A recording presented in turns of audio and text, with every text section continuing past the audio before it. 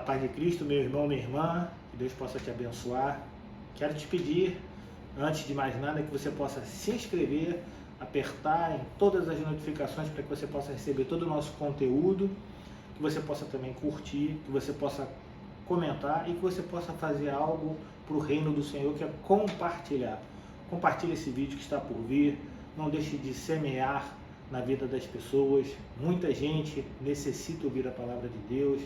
Então você que já está inscrito no canal, amém, Deus te abençoe. Você que não está e vê nossos vídeos, quantas pessoas veem nossos vídeos e veem os versículos da manhã, também os nossos shorts, todo dia às 6 horas da manhã são lançados, que não estão inscritos. Deus abençoe e abençoe a vida de outro também. Amém? Que Deus possa te abençoar rica e abundantemente. Pode rodar a vinheta em nome de Jesus. Deus abençoe.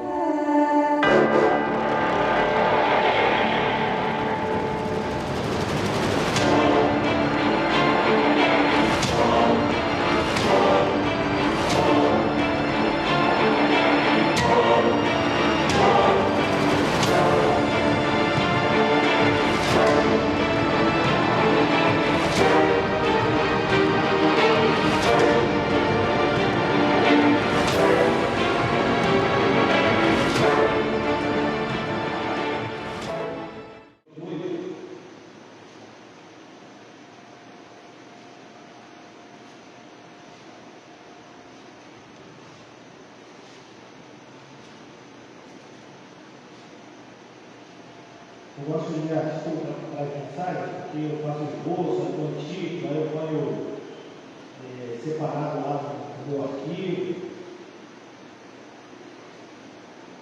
Eu devo até melhorar a data, essas coisas, mas o título da mensagem é Toque em Mim.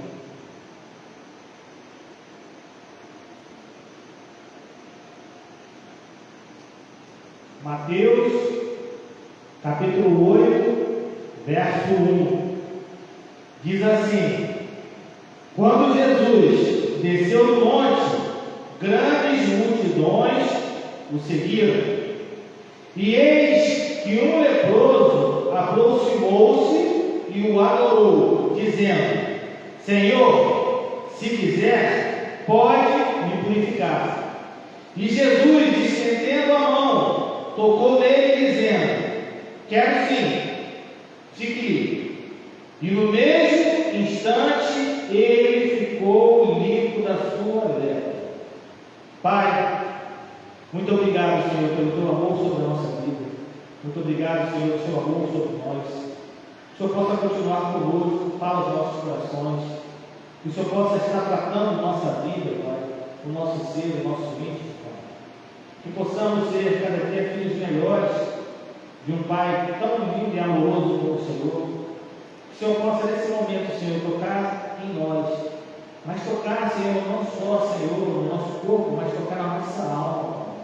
Tocar, Senhor, no âmago da nossa alma, Pai. Tocar no nosso espírito, que para que nós possamos, Senhor, sermos, Senhor, em nome de Jesus, purificados, Pai, curados, Senhor, para que possamos ser transformados, Pai. Essa é a oração que o povo faz, Senhor. E faz em nome do seu Filho amado Jesus Cristo, e todos digam amém e amém. Poder acertar. Possivelmente, quando você pega a sua palavra de vida, a Bíblia, você dá uma olhada nela e ela é separada pelo Antigo, pelo Novo Testamento, pelos capítulos, pelos versículos. Claro que isso tudo foi feito para que houvesse uma maior facilidade na leitura, no entendimento do cânon, do compêndio que tem da palavra, do Evangelho de Jesus. Mas quando você olha no Antigo e no Novo Testamento, tem normalmente uma página, essa página normalmente é em branco, uma página fica sozinha, às vezes é só uma contra-capa, mas ela não tem nada, não tem dizer nenhum. E aí pula de Malaquias e vai direto para Mateus. Então, no tempo entre a última parte do Antigo Testamento e essa aparição de Cristo, esse período aí que está em branco aí na sua palavra de vida, ele é conhecido como o período intertestamentário, porque durante esse período, e se tem ideia que sejam 400 anos, Deus, nesse período, não lançou nenhuma palavra profética. Deus, durante 400 anos,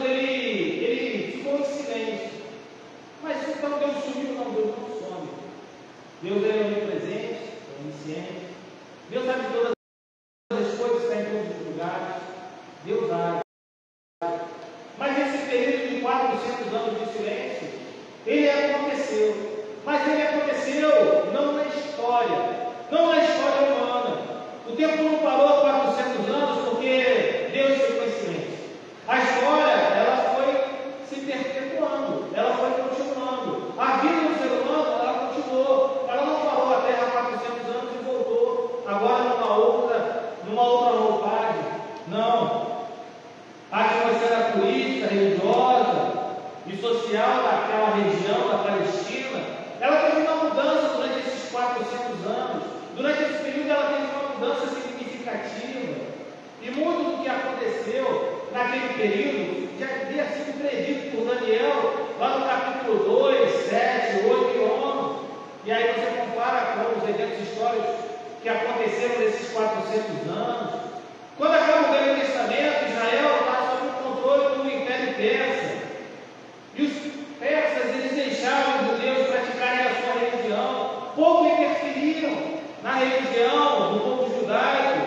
Davam até permissão para reconstruir e adorar o templo aos judeus daquela época.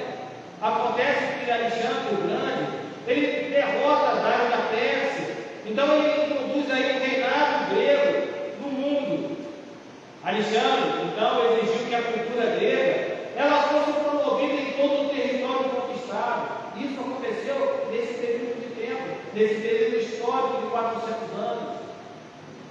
Então, como resultado, o Antigo Testamento, o hebraico, ele foi traduzido ao grego.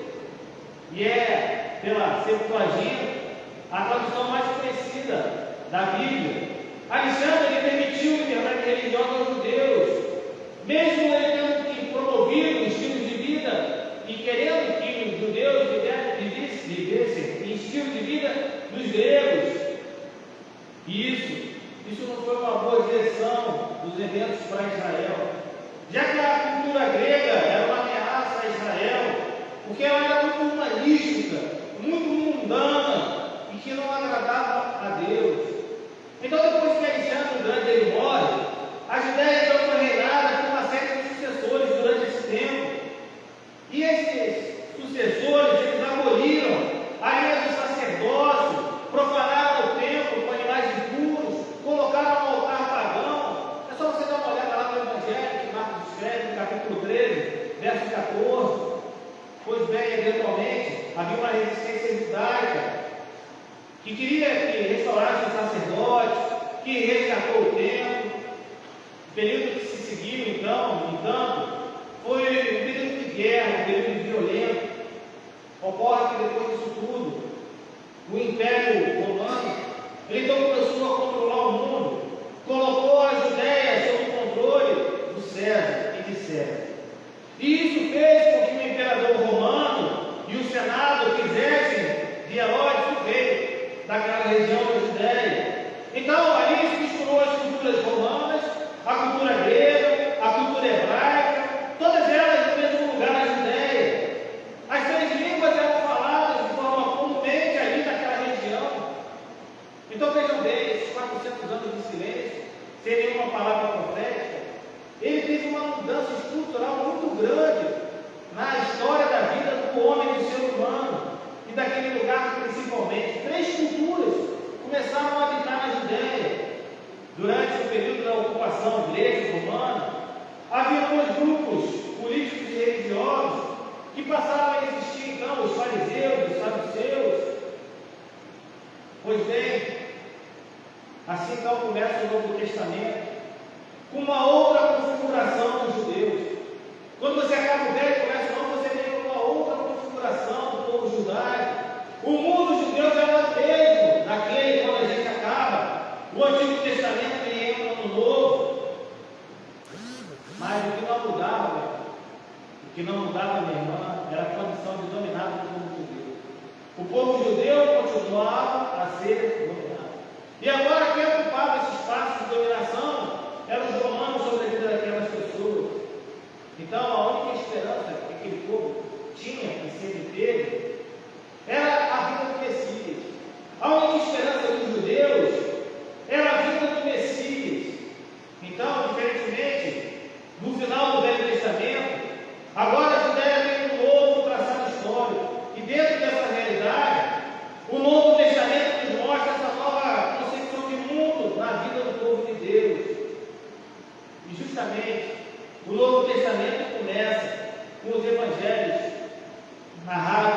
Mateus, Marcos, Lucas e João.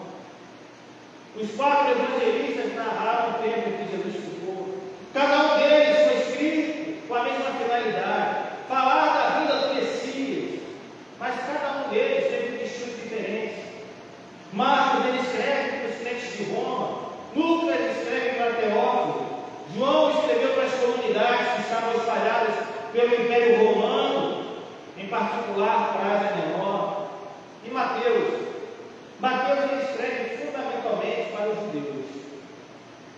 E é o que melhor apresenta a ordem cronológica do tempo em que Jesus fica, dos fatos narrados e das coisas que aconteceram e que Jesus operou aqui nessa terra.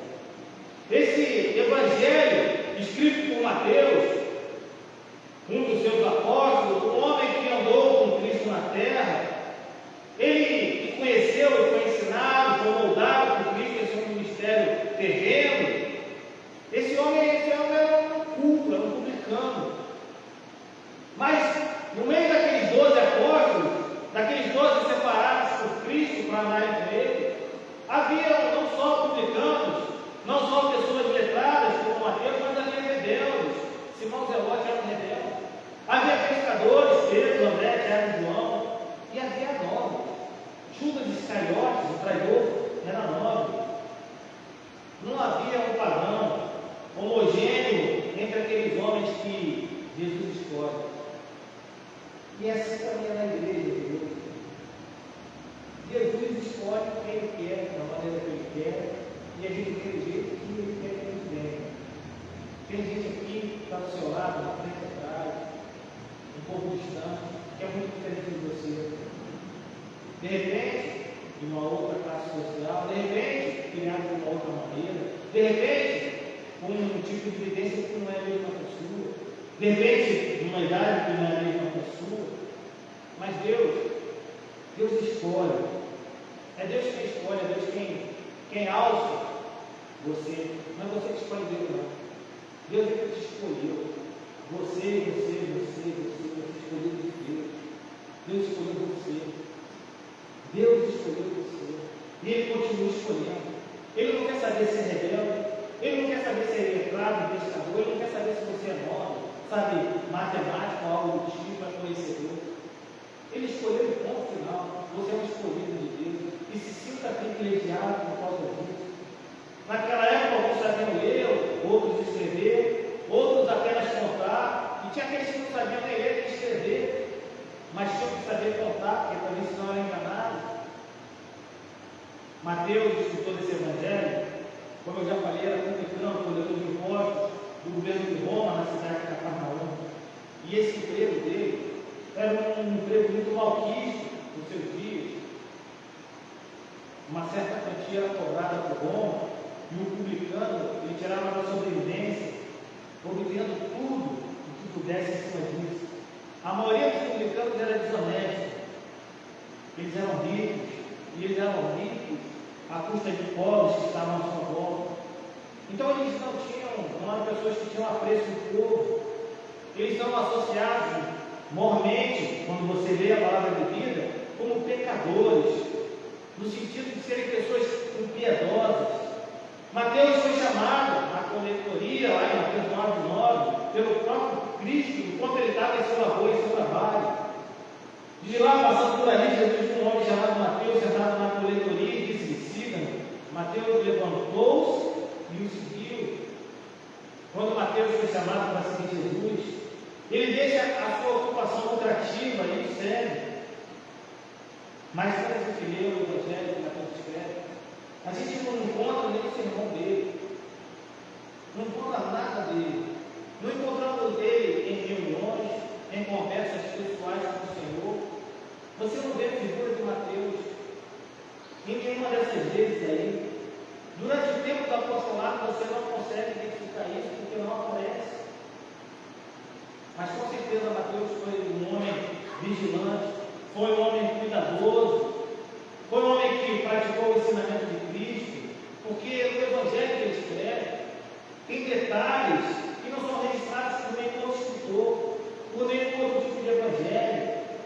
Pois bem, a passagem que a gente leu é de Jesus Cristo, segundo escreve São Mateus. E ela acontece justamente após Jesus ter proferido seus ensinamentos, no que a gente conhece como Sermão do Monte, que está lá em Mateus 5, 6, 7. Lucas também relata esse sermão, no capítulo 6 do Evangelho que ele escreveu, mas foi Mateus nesses 3 capítulos quem trouxe melhor os ensinamentos dados por Cristo naquele sermão. Mateus era detalhista, e ele escreve por detalhes as coisas que Cristo falou naquele monte, Cristo ensinou naquele monte. E olha, eu estou falando de 3 capítulos de um escrito de Mateus, do Evangelho, que é importante. Nesse sermão, Cristo viu as multidões, sobe ao monte, se assenta, seus discípulos se aproximam dele, e ele começa então a ensinar. Ele começa então a ensinar, não só aos discípulos, mas às multidões, diz a palavra de Bíblia. Ele começa falando das bem-aventuranças, dos felizes, depois ele fala do sal da terra, do mundo, coisas que as pessoas nunca tinham ouvido. Aquele povo nunca tinha ouvido isso. Aquele povo ouviu os fariseus, saduceus falavam e faz, amém, vai ser recompensado, não faz, vai ser amaldiçoado. E aí Jesus começa a falar coisas tremendas. Bem-aventurados os pobres em espírito, pois deles é o reino dos céus. Jesus começa a falar do reino dos céus, começa a falar da bem-aventurança, do sal da terra, da luz do mundo, fala da importância do cumprimento das leis, informa que ele não veio para revogar lei nenhuma, e sim para cumprir a lei. Ele fala sobre coisas importantes, coisas que a nossa lei, enquanto legislação, cuidou durante muito tempo e cuida. Falou sobre adultério. Ele fala sobre adultério no meio do povo, no meio dos discípulos, no meio de uma grande multidões, várias multidões. Ele fala sobre o amor ao próximo. Ele fala sobre a prática da justiça. Ele fala até como devemos orar. Fala ainda dos falsos profetas. E aí então a palavra de Bíblia diz que no final do sermão, quando Jesus acaba de dizer tudo que ele tinha para dizer, a doutrinar, a ensinar, a explicar, diz que as multidões elas estavam maravilhadas com o ensino dele. Por quê? Porque ele ensinava como quem tinha autoridade e não como os mestres da lei. Mas o mais curioso dessa passagem, se você perceber, esse detalhe, ele é importantíssimo. O mais curioso dessa é que a primeira pessoa a ser registrada depois que Jesus desce do monte é esse leproso. A primeira pessoa do registro do Evangelho de Mateus, no nome tão detalhista de escrever, é esse leproso. É a figura de um leproso. Diz que as multidões ficaram maravilhadas, seguiam Jesus, mas parece, quando a gente lê, que foi um leproso que quem entendeu melhor a mensagem de Cristo. Parece que foi um leproso que entendeu melhor aquilo que Cristo estava falando. Então, é com esse leproso que a gente vai aprender. É com esse leproso que a gente vai aprender. A gente vai aprender o quê? A entrar na presença de Deus. Esse leproso ele entrou na presença de Deus, reconhecendo ser ele Cristo, reconhecendo ser ele o transformador de vida. O leproso olhou para Cristo e depois daqueles 3 capítulos, depois daquele sermão, ele identificou o transformador da vida dele. Alguém que podia transformar a vida dele. E ele teve 4 comportamentos. 4 comportamentos que nós devemos ter para que a nossa vida seja transformada através de Cristo. O primeiro comportamento que aquele leproso teve, ele ouviu a palavra. Veja bem, a palavra de vida diz que após o sermão, Jesus ele desce do monte e as multidões o seguem. Mas logo depois menciona um leproso. E aí vamos tentar entender sobre o leproso. A lepra naquela época era considerada evidência de pecado. Traduzia a lepra como uma corrupção da carne ou a corrupção do espírito. Não raro era visto como um castigo divino. Entre O diagnóstico da lepra não estava a cargo dos médicos. Não era médico que diagnosticava a lepra da pessoa, era o sacerdote. Identificado leproso, ele tinha que deixar claro. Ele tinha que recolher-se ao lugar que era designado, longe da sociedade. Cobria a boca do leproso com pano e anunciava em alto e bom som que era uma pessoa pura que estava passando naquele lugar. Ele era um excluído social. O leproso era um excluído social. E quando havia cura, a constatação da cura também ficava a cargo do sacerdote, que de acordo com os rituais podia promover a introdução do doente na comunidade. Mas preste atenção, se o leproso ele tinha que ficar num lugar designado para ele fora da sociedade, o que ele estava fazendo tão perto que ele chega ao médico? Como é que o leproso chega então até Jesus? E aí havia discípulos e multidões, e o leproso conseguiu chegar, um excluído social, um homem que vivia à margem da sociedade. Como é que ele então consegue chegar tão perto de Jesus? Como é que ele consegue ouvir a palavra e chegar tão perto de Jesus? Certo é que ele estava perto o suficiente para acreditar que quem estava ensinando as multidões era o próprio Deus. Era o próprio Deus que estava falando. E aí, meu irmão, há quanto tempo você não para para ouvir a palavra? Há quanto tempo você não pega a sua Bíblia? A última vez foi o domingo de hoje, quando o senhor pregou, quando eu vi o livro de hoje. Ou não, foi o domingo de manhã, quando eu vi o livro de manhã.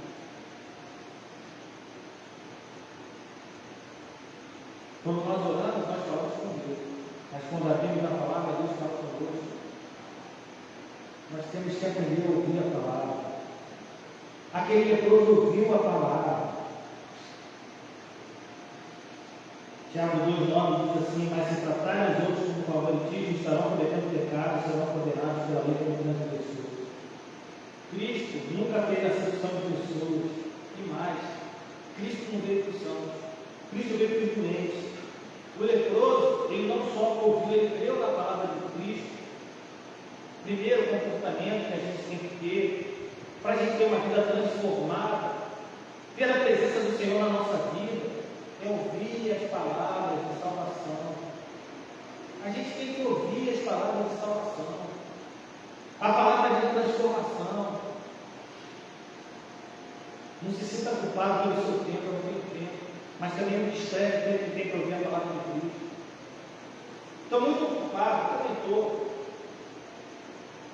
Não se sinta culpado por causa disso, não. Todo mundo está. Mas não estresse o tempo que tem, não. Tira 15, 20 minutos, que seja. Leia o texto da palavra, faça o seu devocional.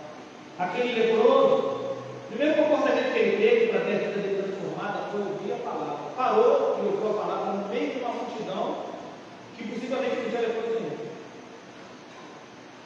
Segundo comportamento, ele se aproximou de Cristo. E lá na Mateus 8:2. Ele ouviu primeiro então se comportar. Ele primeiro ouviu, porque ele estava perto, mas ele não queria apenas ouvir. Tem gente que só quer ouvir, quer ser massageado no ouvido. Ele vai e se aproxima de Cristo. A transformação de vida, ela requer movimento. Então ele dá mais um passo. E eis que o leproso aproximou-se. O leproso se aproximou. Mais um passo foi. Você lembra do primeiro amor? Não vou parar com isso não. Você lembra do seu primeiro amor? Você lembra quando conheceu seu cônjuge? Conheceu sua esposa, esposo, sua namorada? Você lembra? O que mais você queria? Era ficar perto. Que saudade que eu tenho do tempo. Que ficava contando as horas de encontrar minha esposa. Saía lá da frente, pegava um ônibus, vinha lá em Caxias, lá no Rio, lá da Vila Operária, lá para ver uma magrinha lá que só tinha dente, perninha fina. Eu apaixonado, doido para ver. Você lembra quando você conhecer a sua esposa, conhecer o seu marido. É assim com Cristo. Esse amor a gente não pode perder. O tempo passou, passou. E o amor? O amor tem que continuar o mesmo, tem que crescer. A igreja não pode ser um fardo para você. Parece que a igreja às vezes é um fardo. A pessoa olha o celular, levanta do lugar, vai ao banheiro. Criança tudo bem, porque a gente sabe que, né? Não aguenta mesmo. Eu também acho chato, eu as crianças acham chato. Se o homem aqui em cima está falando aqui, não fala nem mais do que eu. Quem quer ter a vida transformada, ele quer ter a presença do Senhor, está perto, para conhecer mais e mais de Cristo. Depois de tudo que foi dito, o leproso ouviu, mas ele não ficou só no ouvido, não. Ele foi e se aproximou. Isso é passo de fé. Isso é passo de fé. É dar um passo de fé. Você tem que dar esse passo. Pastor, está difícil. Dê esse passo de fé. Não pare, se movimente. O leproso teve que entrar no meio, depois daquela multidão para chegar. E ainda tendo que ouvir impuro, ou ele mesmo gritando impuro, mas ele foi e se aproximou. Para quê? Para ter vida transformada. Ele ouviu e agora ele se aproximou. Mas ele tem um terceiro comportamento. Diz que ele adorou. Eis que o leproso aproximou-se e o adorou. Em algumas versões diz, adorou de joelhos. Em algumas versões está assim. Lembra da mulher samaritana? O que Jesus disse que a mulher tinha feito? Os samaritanos pediram para que Jesus ficasse, ficou lá 2 dias, muito cheio. Na conversa que Jesus teve com a mulher samaritana, ele fala: Deus é Espírito e é necessário que os seus adoradores o adorem em Espírito e em verdade. Adorar, cultuar a Deus em todo o tempo, foi o terceiro comportamento daquele leproso. Para quê? Para ter a vida transformada. Você entendeu? Ele vai a quem? Na verdade, ele ouve, se aproxima e agora ele se prostra, e agora ele adora o Senhor. Cultuar, adorar. Comportamento de quem quer ter uma vida transformada. Adorar e cultuar a Jesus Cristo. Depois ele veio o quarto comportamento. Sabe qual foi o quarto comportamento daquele leproso? Ele deixou ser tocado. É a coisa mais engraçada, né? Ele deixou ser tocado. Porque as pessoas não podiam tocar, mas ele também não podia deixar as pessoas tocar. Porque a ele seria a culpa da lepra da outra pessoa. Mas ele deixou ser tocado. Diz lá Mateus 8, 3, e Jesus, estendendo a mão, tocou nele. Ouvir, aproximar, adorar. E agora? Agora sim.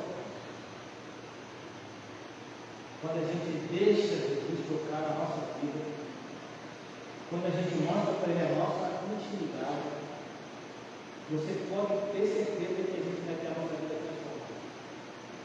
A gente tem a nossa vida totalmente transformada. E a cura não veio do ouvir, a cura não veio do aproximar, a cura não veio da adoração, a cura veio do toque. Ele só ficou curado quando Jesus tocou nele. Tocar é intimidade. Tocar é aliança. A palavra diz que imediatamente ele foi purificado. Foi na hora. Jesus tocou na hora. Eu aprendo muito com essa coisa. A igreja deve aprender muito com essa coisa. No meio de várias multidões, no meio dos discípulos, um homem viu, se aproximou, adorou e deixou ser tocado. Tem gente que chega até a terceira fase. Ouve, se aproxima agora